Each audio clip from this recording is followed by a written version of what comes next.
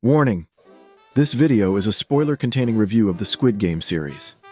As you know, the third season of Squid Game has been released, and this season is the final season of the series. Netflix's production, which has attracted worldwide attention, has now completed its main story. Although some side projects with new characters are on the agenda, Gi-hun's story ends here. So did the final season meet expectations? The answer is both yes and no. In the third season of Squid Game, the events are no longer confined to the borders of South Korea. The game has taken on a completely international format. At the beginning of this season, a new game board created by multinational investors completely rewrites the story to increase the viewing pleasure. The players are no longer just debt-ridden Koreans. Individuals from all over the world, from America to Brazil, Nigeria to India, with different socio-economic backgrounds, are part of this deadly race. This makes the series' critique of the global system even more tangible. In previous seasons, the games were mostly based on Korean children's games.